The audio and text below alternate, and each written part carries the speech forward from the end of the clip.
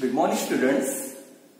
We are dealing with the chapter solution, and almost we have completed near about half chapter. So the next point from this chapter is related to colligative property. Okay.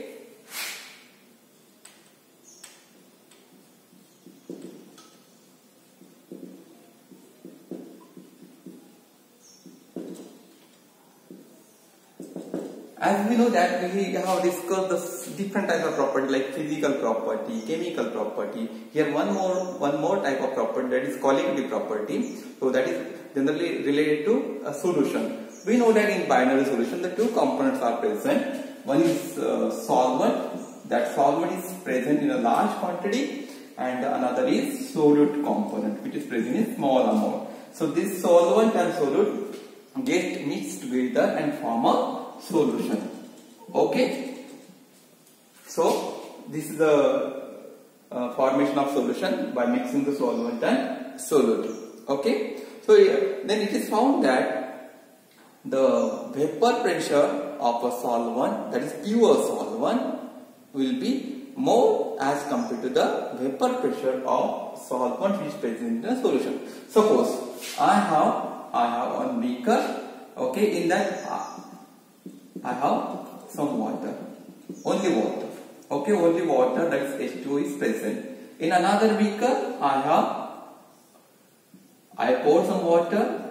Okay, water is present, suppose in large quantity, and I pour some NaCl, that is sodium chloride, NaCl, which is a solute here. So we got a salt solution here. Okay, we prepared here a salt solution. Okay, so the water is only single component in the first beaker, but here along with the water NaCl is also present, which is the solute one.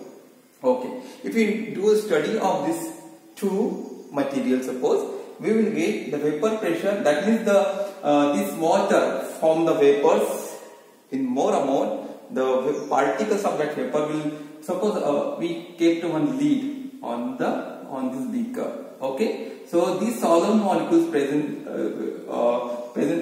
will be in a large amount in the vapor form on the surface, as well as they go up and create a pressure, that is called as vapor pressure. Okay, in large quantity. Suppose if we also kept one lid on that container. So here along with the solvent molecules, suppose these are solvent molecules, these are the solvent molecules of vapor also formed. That means here the vapor pressure created by not only solvent but as well as this solute also. That means due to the presence of solute, the vapor pressure of the solution will get decreased as compared to the vapor pressure of pure solvent. Okay, so this is we will study under the head of colligative property. Okay, so we will take the definition of this colligative property. Okay, so the property which depends on the number of solute particles dissolved in a solution is called as colligative property.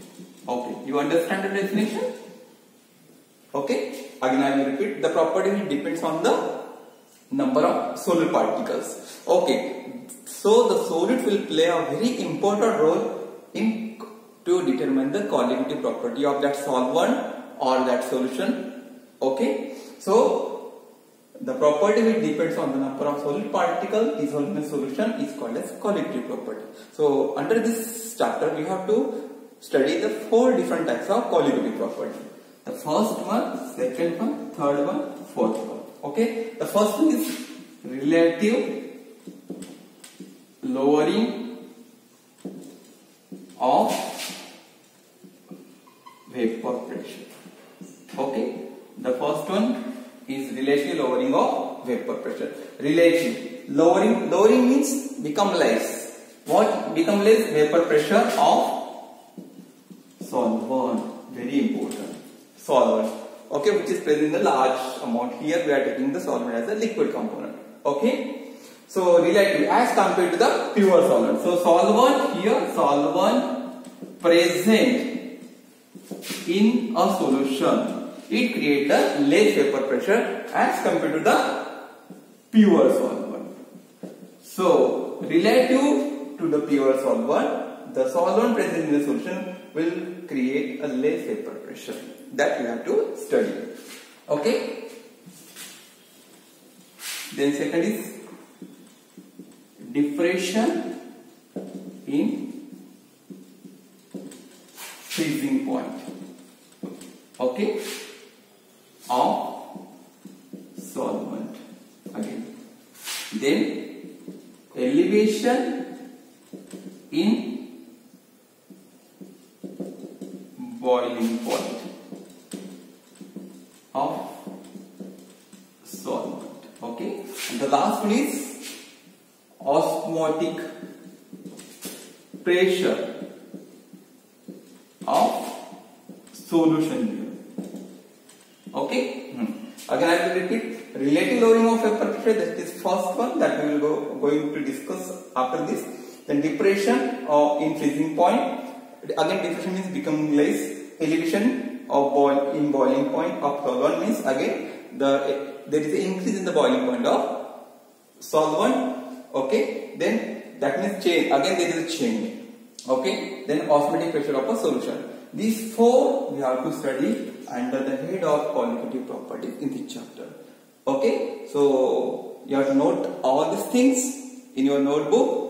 Okay, and give the title of first, that is relative lowering of vapor pressure of solvent. Okay.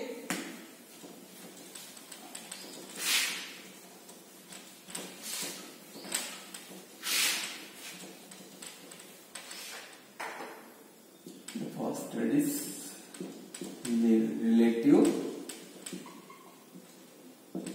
lowering of vapor pressure. Okay. So here we will consider the two components in a solution. Okay. Suppose component 1, that will be solvent. Okay, solvent, and component 2, that will be solute present in a solution. Okay, so here we will consider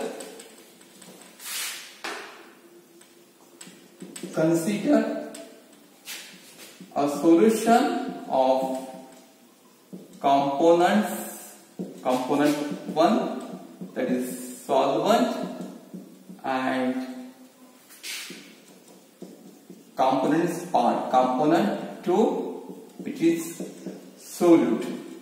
Okay, and we know that from the Raoult's law also, that is the vapor pressure that is pressure created by the vapors of that solvent, or we can say a solution total. Okay, the vapor pressure of a solvent, pure solid, will always be less than the vapor pressure of a solvent present in a solution. Okay, that difference is given by the Raoult's law. So according to Raoult's law, we know that suppose P1 is directly proportional to the X1. So what is P1 here? P1 is the vapor pressure of component 1. Okay, so we will write this equation like this: P1 is equal to P1 naught X1. Where? What is P1? Where? So this is our equation number 1. So where P1 is the vapor pressure of solvent, P1 naught is the vapor pressure of pure solvent. Okay, here the solvent present in the solution. X1 is the mole fraction of solvent, that is component 1, okay, or component 1. Then again we know that from the literature data also, that is vapor pressure of a pure solvent will be more as compared to the vapor pressure of solvent present in the solution. So that difference is given as delta P1. Delta P1 is equal to P1 naught minus P1. P1 naught minus P1. So this is our equation number 2. Okay. So now we will put the value of P1 from equation 1 to this equation 2. Then we will get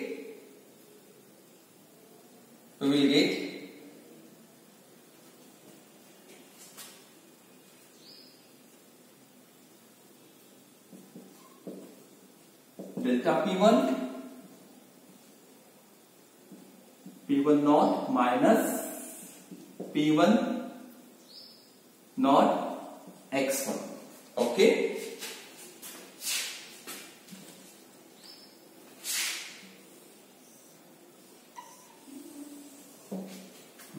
Then we'll take P1 naught as a common here. So delta P1 is equal to P1 naught 1 minus x1. Okay. So we also know that x1 plus x2 is equal to 1. That means the sum or addition of mole fraction of all the components present in the solution will always equal to the 1. So that means x2 is equal to 1 minus x1. Now we will put this value of 1 minus x1 into this equation. So suppose this equation number 3. So equation 3 becomes how? So delta P1 is equal to P1 naught and 1 minus x1 means x2. So delta P1 upon P1 naught is equal to x2. So delta P1 means, again delta P1 means P1 naught minus P1. So P1 naught minus P1 upon P1 0, P1 naught or P1 0 is equal to x2. Okay. So here again I will go back. We started from the Raoult's law. This is the equation of the Raoult's law, where the partial pressure of a component 1 is directly proportional to its mole fraction. Okay, here component 1 is solvent. Okay, then we remove this proportionality constant and we will write this equation like P1 is equal to P1 naught into x1, where P1 naught will be the proportionality constant. Okay, then here P1 is the vapor pressure of solvent, then P1 naught will be the vapor pressure of pure solvent. Okay, here the solvent present in the solution. Again the meaning of x1 is the mole fraction of solvent. Okay, so we know that from the Raoult's law there is a difference in the vapor pressure of pure solvent and vapor pressure of solvent present in the solution. So that difference we will written as delta P1 is equal to P1 naught minus P1. Okay, then we know that the value of P1 from the equation 1. So delta P1 is equal to P1 naught minus P1 naught x1. So we will take P1 naught as a common from these two things. So delta P1 is equal to P1 naught into 1 minus x1. Okay, then again we know that from the mole fraction x1 plus x2, where x1 is the mole fraction of the component 1, that is solvent, and x2 is here the mole fraction of component 2, that is solute. Okay, so we will write this equation as x2. This x2 is equal to 1 minus this x1 will go to that side and its sign will be changed. So we will get the value of x2, then we will put the value of this 1 minus x1 in this equation 3. So delta P1 is equal to P1 naught into x2. We will get, this is the one of the important equation. So we will write this equation by changing, by shifting this P1 naught to the denominator.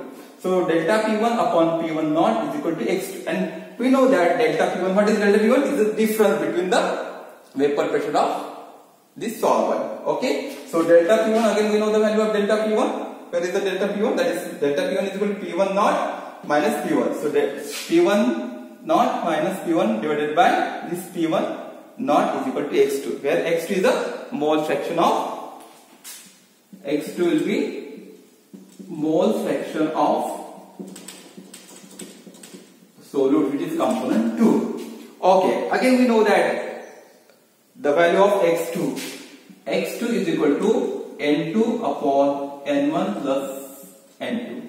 So what is N2? That is number of moles of component 2, that is solute here, divided by the sum of the number of moles of solvent as well as solute. Suppose N1 is the number of moles of solvent. Okay. So for a dilute solution, we will consider, suppose there is a dilute solution and the value of N2 will be very less. Okay, we will neglect the value of N2 in the denominator and we will write only N1s. Okay, so for a dilute solution, N2 is very less than the N1. So it becomes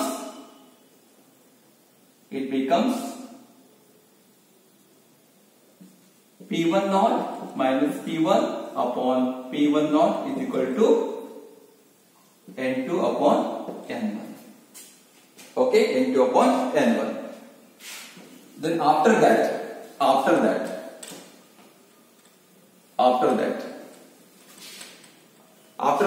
N2 and N1, that is number of moles of component 2. So how we will get N2? N2 is equal to given weight of that component divided by molar weight. That means given weight means W2, molar weight M2 or molar mass. Similarly, N1 is equal to W1 upon M1. So we will put this value in equation. Suppose this is our equation number 4. Okay. So P1 naught minus P1 upon P1 naught is equal to, what is the value of N2? W2 upon M2. What is the value of N1? W1 upon M1. Okay. So we'll get a final equation, that is P1 naught minus P1 upon P1 naught is equal to W2 into M1 W1 into M2. So this is our final equation. Okay. Then after that, so the things which is present to this side, left hand side, that is P1 naught minus P1 upon P1 naught is called as relative lowering of vapor pressure. Where here P1 naught minus P1 upon P1 naught is a relative lowering of vapor pressure. Okay. And if the value of all the things are given, W2 are given, W1 are given, M1 are given, we can calculate the molar mass of solute, where M2 is a molar mass of solute, molecular weight or molar mass of solute. Okay, I will write here M1 is the molar mass of solvent, M2 is the molar mass of solute. We can easily find out. So this is our very important equation. This is the star equation. Okay, so this is the complete derivation for the relative loading of vapor pressure. Okay, and then in next period we will see the next property, that is depression in freezing point. Okay, thank you.